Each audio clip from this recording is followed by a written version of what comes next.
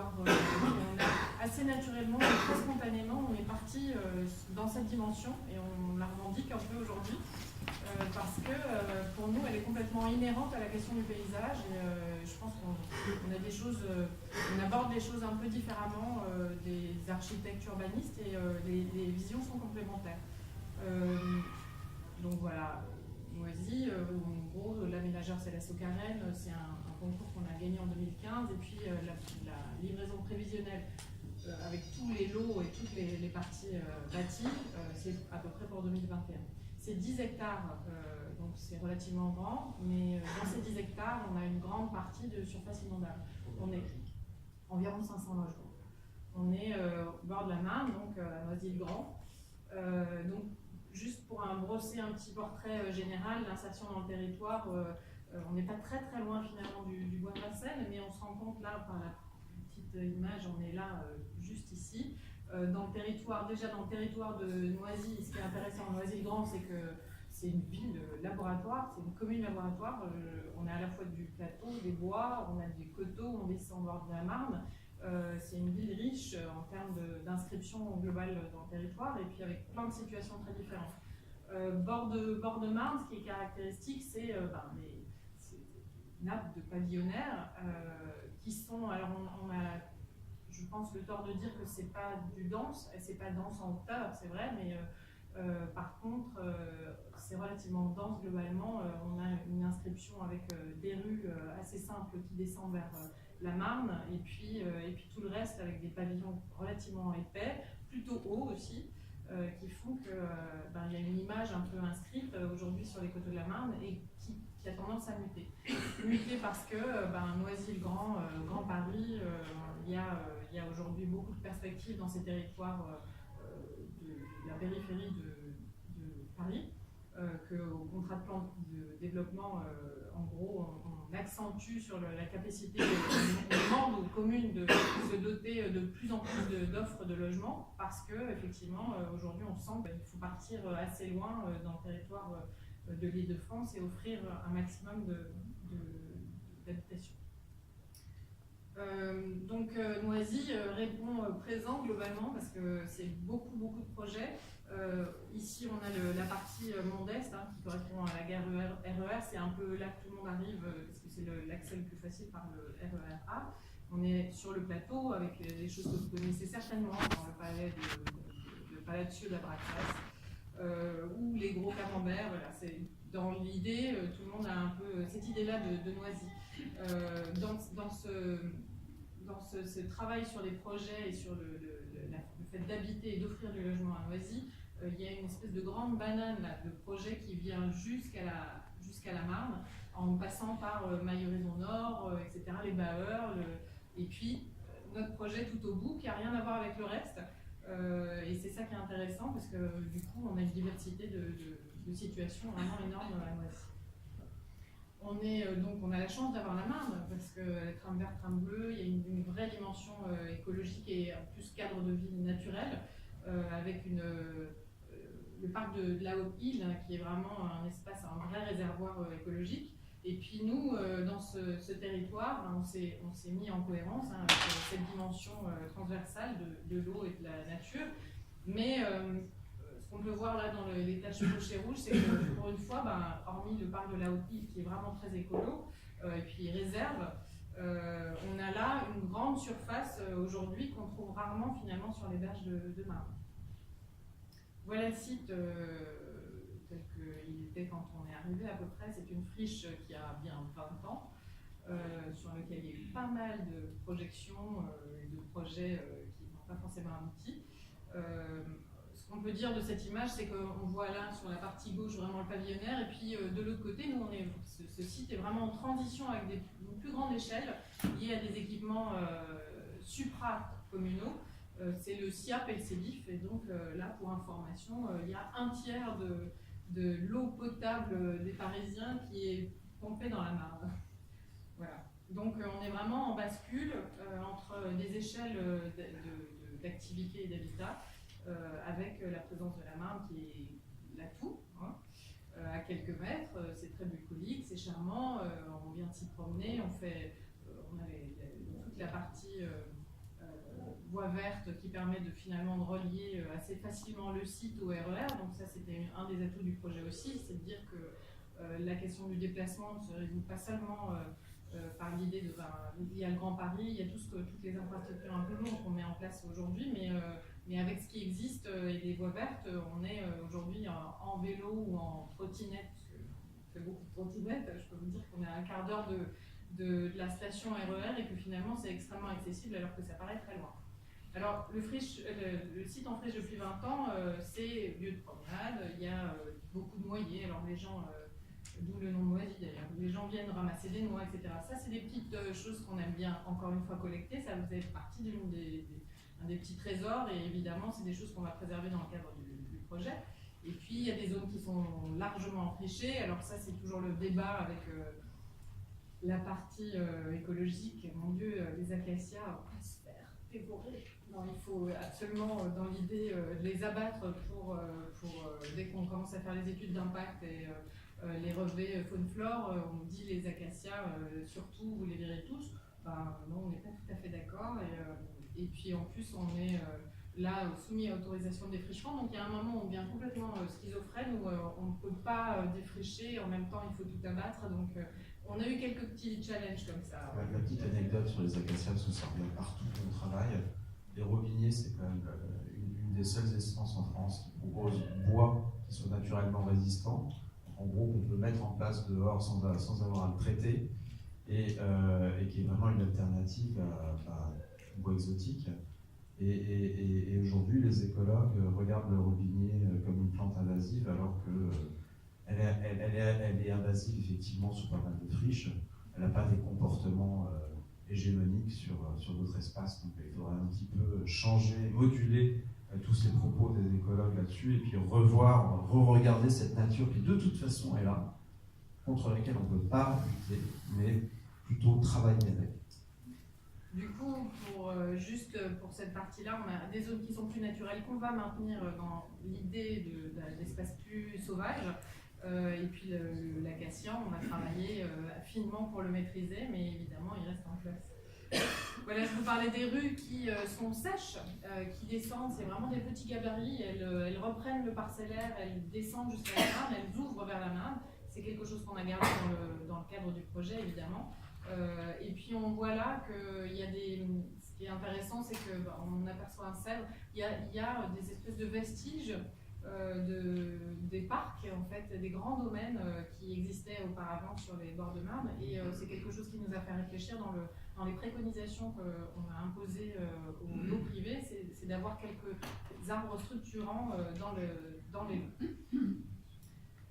Puis petite chose aussi sur la question du bâti, parce que évidemment, donc, nous en tant qu'urbanistes, on n'est pas architectes, mais par contre, on a cette capacité à analyser le territoire dans lequel on se trouve, et le rapport au bâti et à la manière d'habiter est tout à fait lié à l'espace public et au paysage. Du coup, on a regardé voilà, ces espaces-là, on les regarde avec un peu de tendresse. Aujourd'hui, c'est à boire et à manger, c'est le patchwork terrible, et en même temps, on y trouve toujours des qualités quand on y reste un petit peu plus longtemps, c'est que l'individu est présent, c'est-à-dire qu'on n'est plus dans l'idée de giga-projet où on est tous avalés, on porte tous un numéro, chacun a sa petite chose un peu différente des autres, que ce soit au niveau de clôture. Il y a un travail assez fin et assez riche, mais très spontané, hein, de travail intérieur-extérieur. Voilà. Être capable de dire j'habite la maison en briques rouge, ou la maison bleue, ou la maison jaune, ça nous paraît quelque chose d'assez intéressant, même si c'est des fois ramené à l'échelle d'un immeuble. Et toutes ces architectures, elles sont cousines. Ce ne sont pas les mêmes, elles se ressemblent pourtant un peu, elles sont cousines. Et on aime bien cette idée-là. Voilà, et puis aujourd'hui, les coteaux et tout le tissu pavillonnaire est confronté à ce que vous apercevez à droite, qui est la construction, la densité. On retrouve là des éléments alors qui sont plus ou moins maîtrisés, avec des effets de collage terribles, tout d'un coup un R+5 qui est muscolé, puis hop. Mais voilà, c'est un peu la vie du tissu de la banlieue, mais qui est plein de choses à découvrir et à mettre en avant plutôt que essayer de lutter contre. Donc la densification et la mutation du territoire est évidente, et nous, sur ce secteur-là, on a un rôle à jouer, c'est-à-dire qu'on est entre ces deux choses. 500 logements, c'est quand même pas mal sur ce site. Certes, c'est de la densification, il y aura plus de monde, on monte un petit peu plus haut, mais toute la question, c'est la cohérence des gabarits, la manière dont on va pouvoir travailler l'intermédiaire. Et puis je vous ai dit, bord de Marne, c'est sympa, mais en fait, il y a des fois où c'est un peu compliqué, et notamment par rapport à la question de l'inondabilité. Toutes les zones rouges, vous les voyez bien, et elles ont contraint le site. On est complètement dans l'incapacité de construire sur les zones rouges, évidemment. Donc il faut être malin, et il faut travailler sur des architectures résilientes qui soient capables, aussi bien en termes de paysage, hein, le parc est inondable, que le sous-sol des bâtiments. Puis la petite histoire, parce qu'on ne peut pas s'empêcher de se raconter des histoires. Peut-être parce que c'est des enfants, peut-être. On a gardé cette envie de toujours sortir un peu des contraintes, parce que des fois il y en a tellement qu'il faut raconter d'autres choses. Et en fait, en travaillant sur ce territoire-là et sur ce site-là, il y a quand même la petite carte en haut à droite, la bleue, là, on s'est dit, oh là là, l'eau, l'inondation, c'est terrible. Et il y a une chose qui apparaît, qui était invisible, et qu'on voit bien là, c'est qu'il y a une île. Alors, elle est complètement un peu haute, parce que du coup, tout le monde dit l'île à Noisy. Maintenant, il n'y avait pas d'île, c'est clair. Enfin, si, il y en a peut-être une. On le voit dans les cartes initiales. Là. Il y a les bras de la Marne, ça a évolué. Il y a peut-être une île. Enfin, c'est ce qu'on dit. Et puis, elle apparaît encore aujourd'hui. Et finalement, la petite tache blanche qu'on voit ici, là, c'est une zone constructible. Et ça reforme cette idée de l'île qu'on a exploitée complètement. Ça, cette île, on la voit là sur la coupe, en fait, en réalité, c'est un merlon très moche. Il l'appelait le merlon, le remblai, etc. Je pense que c'est dans les années 50 qu'il est apparu. Mais on le transforme de manière jolie, et puis elle nous sert à raconter aussi la partie qui est plus liée à la Marne, avec la dimension plus naturelle, et puis la partie qui est plus urbaine. Il y a aussi des rapports de visage qui sont hyper intéressants, et qu'on a travaillé sur le sujet, notamment rapport coteau, île et Marne. Voilà, les postulats en question, je passe rapidement.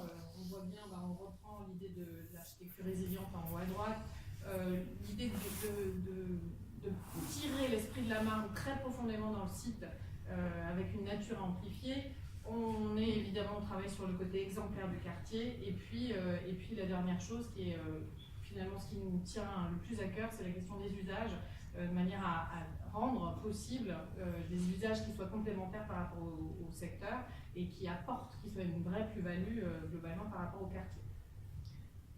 Je vous ai mis quelques extraits de la fiche de l'eau. C'est intéressant parce que voilà, c'est un peu très schématique, mais ça reprend un peu ce qu'on vous a raconté, c'est-à-dire ce que j'ai évoqué là, le rapport avec les voisins, c'est-à-dire qu'on a parlé de bande de courtoisie de manière à ce que les rapports d'échelle soient un peu maîtrisés. L'architecture dans la pente aussi, on se rend compte que c'est quelque chose qui est tellement mal géré aujourd'hui qu'on a vraiment imposé un contact au sol parfait. C'est compliqué hein, quand on est dans la pente, c'est clair, mais en même temps, c'est la condition sine qua non pour enrichir tout le rapport intérieur-extérieur. Et finalement, ça, c'est un des leitmotivs de la fiche de l'eau et du projet, c'est ce rapport intérieur-extérieur de manière à ce qu'il soit le plus riche possible. Et puis, cette petite image un peu simpliste, là au milieu, là le petit schéma, qui dit on n'est pas tous des numéros. On a travaillé, on a imposé aux architectes une trame entre 7 et 11 mètres de manière à rythmer l'architecture, de manière à avoir l'impression, même si c'est une opération globale, d'être quelqu'un dans le global. C'est aussi ce qui permet de mieux gérer l'insertion des bâtiments dans la pente. Voilà, parce que plus ils sont longs, plus c'est compliqué de gérer la pente.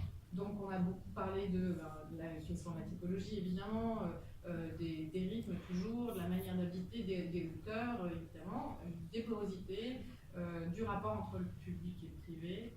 Voilà, je passe un peu vite là-dessus, avec le travail du socle, qui est quelque chose d'essentiel pour nous, justement, toujours cet intérieur-extérieur, de manière à ce que on évite les éléments complètement linéaires où finalement on habite au rez-de-chaussée, on ne peut jamais sortir à l'extérieur, sauf en repassant par le grand couloir, puis le hall, puis le jardin intérieur, puis voilà, c'est le rapport intérieur-extérieur pour nous est la chose principale. Une espèce de schizophrénie dans cette photo où on voit la volonté de rythmer la façade avec différents traitements, et finalement on retrouve l'unification par le socle. Très étrange, on préfère vraiment assumer la diversité. Sur ce projet-là, c'est sûr. Voilà les choses qu'on a pu imposer aux architectes, qui est de dire on peut avoir une forme un peu simple comme ça, avec des bâtiments relativement traditionnels en termes d'insertion. On tient un alignement, on fabrique vraiment la rue, on dégage un cœur d'îlot, on travaille sur des porosités et des failles de manière à ce que l'espace public, depuis l'espace public, j'ai une animation vers le cœur d'îlot privé, c'est un peu donnant-donnant. Et puis, on impose cette trame qui est à la fois une trame constructive, à la fois une trame de diversité, et avec l'imposition aussi de travailler à plusieurs architectes sur un lot, donc entre 2 et 3 architectes sur un lot. Alors là, on vous a regardé avec des yeux comme ça, mais c'est effectivement les conditions pour une diversité. Vous avez là une maquette SketchUp qui parle de cette diversité, de cette granulométrie un peu fine et de la relation entre le pavillonnaire et les grandes emprises et la densification. Je vais un peu vite, ça c'est des images donc, issues des résultats de concours. Donc ça c'est l'interprétation des architectes face à notre cahier des charges. On voit bien qu'on a des architectures qui sont cousines, c'est vrai qu'il y a des choses qui se ressemblent, mais elles ont chacune un peu leur spécificité. Et puis ça, c'est des perspectives de la rue, donc on est vraiment sur l'espace public. Les bâtiments que vous voyez, hein, c'est de la projection, c'est pas les bâtiments résultats de concours, mais je voulais vous montrer cette image-là pour les rues sèches. On a repris ces gabarits, on a réintroduit l'idée quand même de gérer l'eau un peu différemment parce que on est dans une démarche un peu vertueuse. On récupère l'eau aussi bien des lots privés que des espaces publics et on les emmène dans le parc de manière à ce qu'elles soient valorisées. L'eau comme outil, c'est une contrainte technique, mais un outil de valorisation pour le paysage et un support de biodiversité.